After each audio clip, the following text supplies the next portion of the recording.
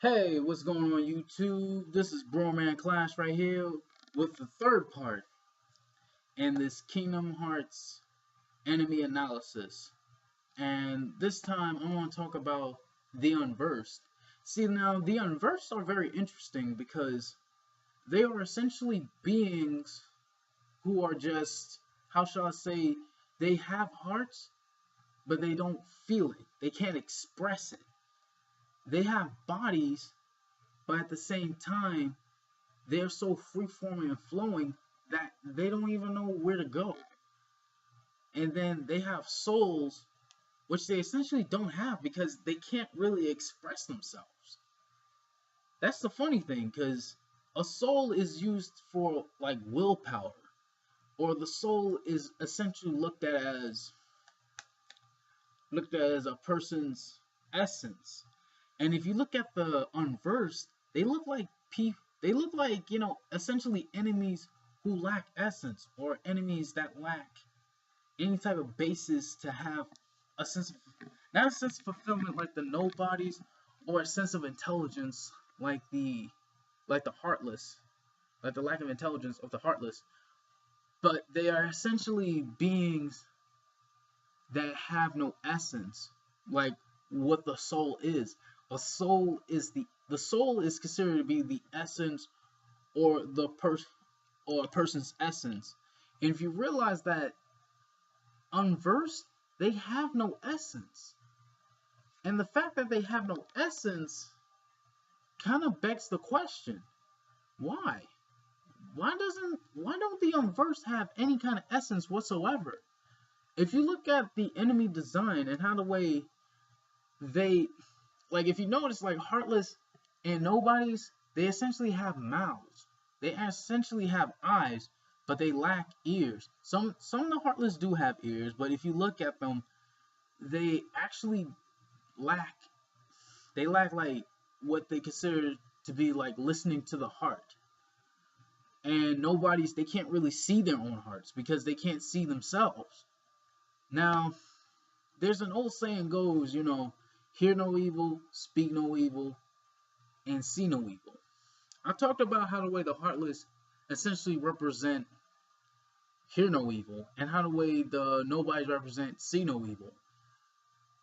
The Unversed, believe it or not, actually represent speak no evil. Because if you notice, majority of the Unversed, they have no mouths. Essentially, when they say, let your heart speak, let your heart tell you how it feels, or just to make it plain, you're essentially speaking how you feel. You're essentially vocalizing how the way you essentially feel, or express yourself. And if you look at the Unversed, they essentially have on like these masks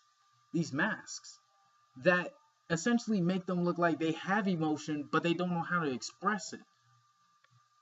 Like, for example, if you look at the Mandrake, if you look at the Hair Razor, if you look at the Bruise Buckler, and if you look at essentially all the Unversed, you notice that they always have like an expression of like either like sadness, anger, happiness, or even neutral. But essentially, they lack, excluding the Mandrake. But if you look at them, they do have something that resembles ears. They can hear their heart, but they essentially represent like a heart that cannot really express itself. And that ties in with Vanitas, and how the way Vanitas is essentially like the mother or the father of the Unversed, especially when his name means emptiness in Latin. If you notice that all three of these enemies are just empty expressions. The Heartless are empty of intelligence. The Nobodies are empty of fulfillment, and the Unversed are essentially empty of expression. And then if you really look at it, and how the way each of them actually represent these core values so well, even though some of them, like essentially, if you look at I forgot the name of the Heartless, but it's like a guardian type of thing, and it essentially has a shield and it has ears. But if you catch my drift, you notice that the Heartless, they have eyes, they can see hearts, and nobody's, they have mouths, they can speak to it. But Unversed, if you notice, some Unversed, they have like ear-like appendages that essentially represent they can actually hear hearts. But as Master Ericus once talked about it, he mentioned that Unversed are just fledgling emotions. And when you look at fledgling, like how the way he described them, he essentially described them as like beings that lacked emotion or fading emotions. Essentially beings that are essentially scarce, or they have no not fulfillment, but they lack expression. They lack how the way they just say it. They lack how the way they essentially just say, they vocalize themselves. And Vanitas, if you know about his tragic backstory, and even though he was a bit of a crooked, fool, and he essentially followed Master Xehanort, but what he essentially wanted was expression. He wanted to be himself. He wanted to essentially be, not only a normal boy, but also to be essentially a normal character. He didn't ask to be born, but he also wants a sense of being himself. So he's not only an Unversed, but he's essentially like a Heartless and a Nobody. He's like a combination of three, with some aspects of Dream Eaters. And believe it or not, even though I thought Dream Eaters didn't play a significant role, but they do in a sense. And believe it or not, that's going to be the number 4. But then some of you are asking, wait a minute, you mentioned that there are only 3 wise monkeys, and you essentially talk about all the other aspects, hear no evil with Heartless, see no evil with Nobodies, and speak no evil with Unversed. So how do the Dream Eaters tie in? That's going to be on the 4th and final part. And don't worry, that's not the end of the video. But if you connect all those together, what does the heart represent? Like I said, it plays a pivotal role. The heart essentially is not only the essence of a person, like the soul, or the individuality that makes a body, like the essential physical manifestation right then and there, blood, organs, and all that crap, and the emotion. It also represents emotion, and how the way the emotion of the person can be conveyed through various facial expressions. Either they can be feigned or they can be honest. But at the same time, when you look at the Unversed, like I mentioned before, they have only one expression. And even though they have like what I call painted on eyes, painted on expressions, they have essentially, a look of, they look like they can express themselves, but they in essence can't. The only thing they can essentially express is just following orders. They're essentially just blank faces, like how Vanitas originally started out to be.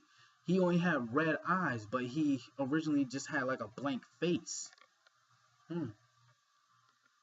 If you put 2 and 2 together, you will realize that Vanitas is essentially, like I said before, and is like common known fact that the Unversed come from him, just like he's essentially like the extension of the Unversed, because they come from him. And if you notice, they also have like the characteristic red eyes that he originally started out as, before Sora's heart came into existence and then helped Ventus.